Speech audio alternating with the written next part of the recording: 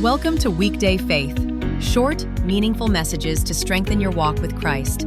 Because faith isn't just for Sundays, it's for every day of the week. In just a few minutes, we'll unpack fresh Bible-based truths that encourage, challenge, and help us live a little more like Jesus right in the middle of our everyday lives. So take a moment, open your heart, and let's grow together in faith. Welcome to Weekday Faith, a place that we encourage you to move beyond Sunday and into your week.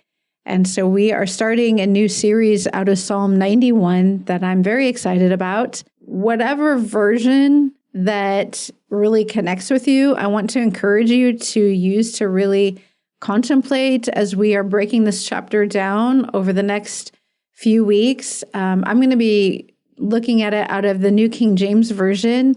But whatever really works for you, I want to encourage you to engage with that. Maybe spend time copying it or memorizing it so that you're engaging with it and it's really seeping into your spirit.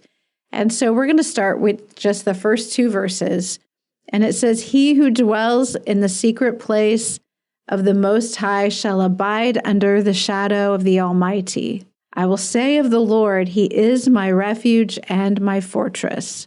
My God, in Him will I trust." These are beautiful verses that you may be familiar with. I like the flow of the New King James Version here, but I also like the word secret. I think often we are so focused on appearances, on the outside, what we view on social media, what people think about us. And the reality is, if we will focus on making the secret places beautiful in our lives, then the outward will take care of itself. So I want to challenge you as we're walking through Psalm 91 to just maybe list out what are the secret places of my life, from my thought life to what I watch when nobody sees me, to my prayer life, to how I treat my family, whatever it is, whatever your secret places are, to really make them beautiful, to really consecrate them to be places of habitation for the Lord. And so here it says, "He who dwells in the secret place." This word dwells is the key.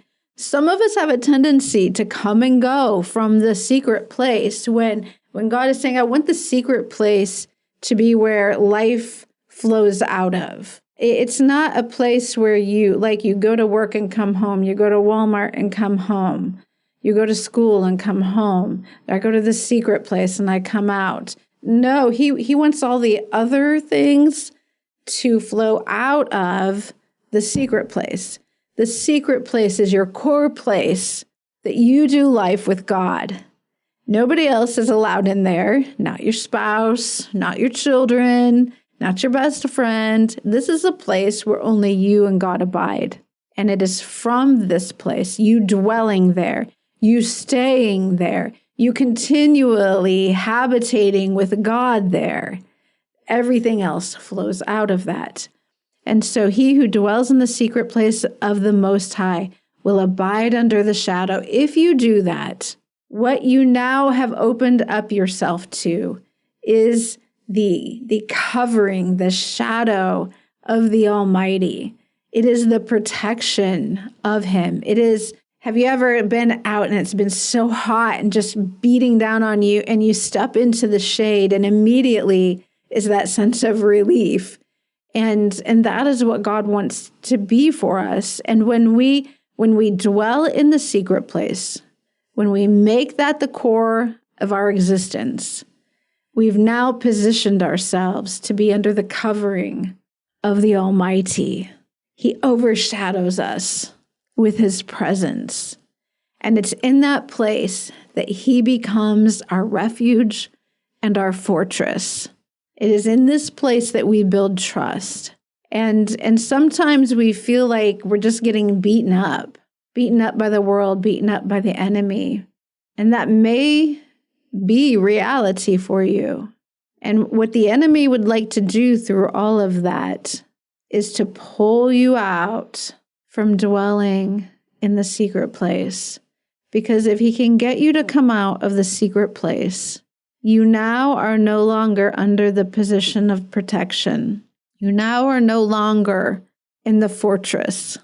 You are now no longer in the refuge of God. And now you become fair game for the enemy. You may be taking a beating, but if you will stay in the secret place, if you will live and dwell there, then there's nothing that can get through that is not bigger than God's protection, that is not more powerful than God's covering. There's something about taking the hits of life and doing it from the secret place under his shadow than there is out on our own, trying to face it by ourselves. This week, I want you to, in these first 2 verses, to just kind of examine your spiritual life and what that looks like. Are you dwelling with him? Are you coming in and out of the secret place? Or are you making it your habitation? And how can you grow in that? How can that become a greater reality for you? God longs for you to dwell in his secret place. God longs to be the shadow covering you, the protection covering you, if you will just remain in the place of position and access. So draw near to him this week, contemplate, maybe memorize these verses, and we will see you in the next verses on the next episode. God bless.